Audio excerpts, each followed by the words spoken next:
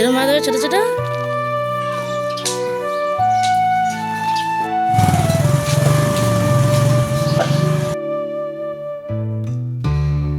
Hello বন্ধুরা, good morning. আমার নতুন একটি ভিডিওতে তোমাদের অনেক ভালোবাসে। তো এখন আমি যাচ্ছি হচ্ছে গিয়ে দোকানে কাপড় কাচা সাবান কিনতে, সাথে চানাচুর আছে, গ্যাসটা পুরো শেষ হয়ে গেছে।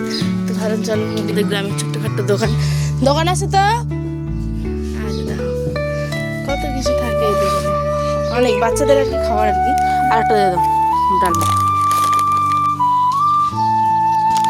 তো কিনে নিলাম হচ্ছে ডালমোট আর কাপড় কাচা সাবান। তো চলো বাড়ি গিয়ে চা করবো, ঠিক আছে। ছোট থেকে না অনেক দুঃখ কষ্ট মাথায় নিয়ে আজ আমরা বড় হয়েছি জানো। কিন্তু সেই দুঃখ কষ্ট বা যখন ঝড় আসতো আমাদের সাংসারিক জীবনে আমার মা বাবাদের, তখন আমাদের হাতগুলো শক্ত করে ধরে মাথার পরে একদম চাল হয়ে দাঁড়াতো আমার বাবা মারা। হয়তো দুঃখ কষ্টটা তারা সহ্য করতো, কিন্তু আমরা সহ্য করতে পারতাম না। তার আজটুকু অবধি আমাদের গায়ে লাগতে দিত না জানো। তো এটাই হচ্ছে গিয়ে একটা সাধারণ মধ্যবিত্ত বাড়ির গল্প। প্রত্যেকটা হয়তো নাও হতে পারে, কিন্তু আমার গল্প। তো চলো, উত্তর দিনাজপুর থেকে আমি পাইল।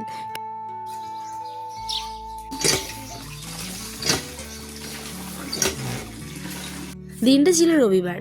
এটা আমার রবিবারের ব্লগ, ঠিক আছে। আজ তোমরা দেখতে পাবে। তো সকালবেলা উঠেই কলপাড়ের দিকে চলে আসলাম, আর এসেই হাত মুখটা ভালো করে ধুয়ে নিব।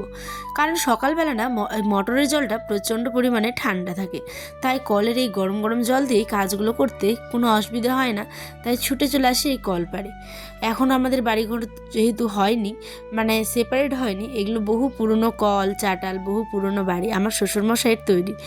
অনেক কষ্ট যত্ন, অনেক মাথার ঘাম পায়ে ফেলে হয়তো তৈরি করেছে। তাই এগুলোকে আনিয়ে কোনো কথা কিন্তু হবে না।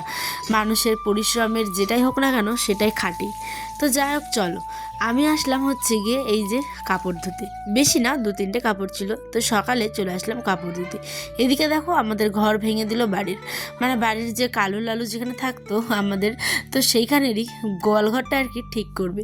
একটা গ্রামের বাড়ি মানে কি বোঝো, আমাদের গ্রামের দিকে মাটি চারটাল মাঠ ঘাট সমস্ত কিছু, সাথে গোয়ালঘর ছাগলঘর। হ্যাঁ, অনেকে হয়তো ভিডিওটা দেখছো আর ভাবছো ইস বাড়িঘর এরম সেরম। দেখো একটা কথা বলি, বাড়িঘর কোনো বড় ব্যাপার না, ঠিক আছে। চাইলে তুমি 6 মাস 1 বছরের মধ্যে 4তলা 5তলা বাড়ি তুলে নিতেই পারো, যদি তোমার আর্থিক সামর্থ্য থাকে। কিন্তু সেটা না, একটা ব্যাপার থাকে, প্রত্যেকটা মানুষের কিছু পার্সোনাল কাজ কর্ম জীবনে থাকে। তো সেগুলো করতেই আমরা এখনও ব্যস্ত। তাই বাড়িঘর নিয়ে আরও নয় 2 বছর পরে চিন্তা করব। তাই এই ঘর ভাঙা বাড়ি এই সমস্ত কিছুই আজকে তোমাদের সাথে আমি শেয়ার করি। আজকে কেন, প্রত্যেকটা ব্লগে, তাই না? আমি যেমন আমি তেমন, কে কি বললো সেই কথাই কান দিও না, এটাই হচ্ছে গিয়ে ব্যাপার। কারণ কারো যখন ঘরে নুনটুকু রান্না শেষ হয়ে যাবে, কেউ এসে তোমাকে বলবে না যে এই নে আমি একটু ফ্রিতে তোকে নুন দিয়ে যাচ্ছি। মানে কথাটা একটু বোঝার চেষ্টা করো। হ্যাঁ, অনেকে এটা বলে, তাই তাদের উদ্দেশ্যেই উত্তরটা দিলাম, প্রত্যেকটা বন্ধুকে কিন্তু আমি বলিনি। যাই হোক, তোমরা যারা আমার ইউটিউব ভিডিও প্রতিদিন দেখো তারা তো জানোই। চলো, আমাদের যেহেতু ঘরটা ওদিকে ভাঙছে, তো না অনেকগুলো পোয়াল ছিল, যেটা আমার পা চিপে চিপে মানে ওখানে নষ্ট করে দিচ্ছিল অনেকে। তাই ওগুলোকে এনে উঠোনটাতে একটু শুকোতে দিলাম। বাবা কই গো, ছোট ছোট চাল এরকম মাছ হবে ছোট ছোট। সেন্ট আছে আবার? সেন্ট নাই তো। কোন যে চাল আনলে তুমি এটা? ছোট ছোট ওই চালটা কিন্তু লম্বা আছে, যেটা আমরা খাচ্ছি এখন, বলো। যেহেতু সানডে তাই রবিবার আয়নের বাবার স্কুল ছুটি। তো সকালবেলা দেখি গ্যাস পুরো কিন্তু শেষ হয়ে গেছিলো। রাত্রেবেলা যেটা তোমরা গতকালকে ব্লগে দেখেছো, মাংস পোলাও রান্না করতে গিয়ে বললাম না গ্যাস শেষ হয়ে গেছিলো। তো আজকে সকালবেলা একটু গাজর পেঁয়াজ কাঁচা লঙ্কা আর এই যে চানাচুর সকালে নিয়ে আসলাম কিনে, সেটা দিই বরকে আর আয়নকে, সোনা বাবাকে মুড়ি মেখে দিচ্ছিলাম। তো আমি দিনই ওই নিজেই মুড়িটা মাখছিল। আর চলো ওরা এখন খাক, আমি একটু আমার চুলাটাতে গিয়ে ঝাড়ঝাঁটা দিয়ে চা করে নিই। সকাল সকাল একটু চা আর সাথে মুড়ি। আর কি চাই বলো তো?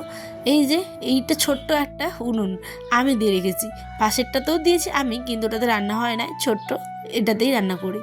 ল্যাপা মোচা ওই শয়ে বরাতের আগেই করেছিলাম, শয়ে বরাতেও করা হয়নি, যেহেতু আর না চুলোয় রান্না করতে মানে কেমন জানি এখন লাগে, মানে অত আর মনে ধৈর্য নেই যে একটু বসে বসে জাল দিই।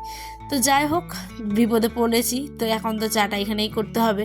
একটু মুড়ি আমিও নিয়ে নিয়েছি, এখানে আয়নকেও খাইয়ে দিয়েছিলাম, আর ওর বাবা তো খাচ্ছিলই দেখলে। তারপরে আমিও খাচ্ছি আর এখানে চা করছি। কিন্তু কি অবস্থা দেখো, রাতে যেহেতু পয়লগুলো একটু শীতে ভিজে গেছে, মানে খড়গুলো, তাই এটা বারবার নিভে যাচ্ছিলো। তো অনেকে হয়তো বলে আমাদেরকে নিয়ে নানান কথাবার্তা, কিন্তু লোকের কথা ওই যে বললাম, কান দিলে হবে না। তুমি কর্ম করে যাও, ঠিক আছে? যেমন তুমি চুলোতে রাঁধতে পারো, মাঠে গিয়ে ভিডিও করতে পারো, ঠিক তেমনই কিন্তু কম্পিউটারটাও চালাতে পারো। আবার কোনো কোম্পানির কাজ দিলে কাজও কিন্তু ওয়ার্ক ফ্রম হোম করতে পারো। তো যে রাধে টিভিটা একটু জুড়ে দেখি দিলওয়ালে দুলনিয়া লে জায়েঙ্গে বই দিয়েছে। তো সবাই মিলে দেখছি, মানে যাকে একটু ফ্যামিলি টাইম বলে আর কি। দেখো, জীবনের ছোটোখাটো ফ্যামিলি টাইমগুলোই কিন্তু নিজের সঞ্চয়। ছোট্ট ছোট্ট পা, ছোট ছোট হাত আস্তে আস্তে কত বড় হয়ে যাচ্ছে বলো তো। সেই ছোট্ট আয়ান কতটুকু ছিল, আজও কত বড়। তো যাই হোক, নানান গল্প করতে করতে আমি চলে গেলাম নিজের কাজে, কারণ কাজটুকু তো করতেই হবে, তাই না? দেখো, এই যে ব্ল্যাঙ্কেট সমস্ত কিছু কিন্তু গুছিয়ে রাখছি। আর তোমরা টাইটেল দেখে হয়তো বুঝেছো যে আমি একটা কথা বলছি। দেখো, আয়নের আব্বা গতকালকে একটা বস্তা নিয়ে এসেছিলো, মানে 1350 টাকা করে বস্তা, 22 কেজি না 25 কেজি এরকম চাল আছে। তো যাই হোক, 51 টাকা না 55 টাকা করে নাকি কেজি পড়ে। তো গরিব হলে কি মানে একটু ভালো চাল খাওয়ার কোনো অধিকার নেই? এটা কেউ মানে কেউ একজন বলেছে। তো যাই হোক, তাকেই আমি উত্তরটা দিই যে দেখো, মানুষরা ইনকাম করে খাওয়ার জন্যই, ঠিক আছে? হ্যাঁ, সঞ্চয় করবে অবশ্যই। আর তোমার যদি ইচ্ছে শক্তি থাকে মানে ভালো খাওয়ার বা ভালো কোথাও গিয়ে ঘুরতে যাওয়ার, তাহলে সেটা এই বয়সে যেটা হবে, সেটা কিন্তু যখন বুড়ো হয়ে যাবে তখন সেই বয়স, মানে টাকা থাকলেও তখন সেই চিন্তা ভাবনাটাই থাকবে না। কারণ মানে হয় না যে সময় থাকতে থাকতে সমস্ত কিছু করতে হয়। তো অনেকে না এরমভাবে কথা বলেছিল একদিন, তা আমি কি বলবো, মনে রেখেছিলাম কথাটা। দেখো, শুরু চাল খাওয়াটা বড় ব্যাপার না, রেশনের চাল খেয়ে তো ছোটো থেকে বড় হয়েছি, তো কি হয়েছে, আমরা কি অসুস্থ হয়ে গেছি? এটা কখনো না। তো একটা মানুষের ইচ্ছে যে এটা আমরা চাল কিনে খাইতে দেখি তো এটা টেস্টটা কেমন আর কি। তো এই হচ্ছে ব্যাপার, এরম কথাবার্তা লোককে বলা একদম ঠিক না। আমি জানি তারা ভিডিওটা দেখে। তো যাই হোক, চলো কী করা যাবে, লোকের কথা তো এক কান্দে ঢুকিয়ে এক কান্দে বের করে দিতে হয়। সেই জন্য উপরওয়ালা কিন্তু দুইটো কান দুদিকে আমাদের দিয়েছে, বুঝেছো? তো এখানে আমি রান্না বান্না বসিয়ে দিয়েছি, লবণ ছিল না, লবণটা ঢেলে নিচ্ছি, ভাত, শাক, মাংস আর ফুলকপির ভাজা। তোমাদের ব্লগটা কেমন লাগলো জানিও। আমাদের গল্প হবে আবারও অন্য একটি ব্লগে। টাটা।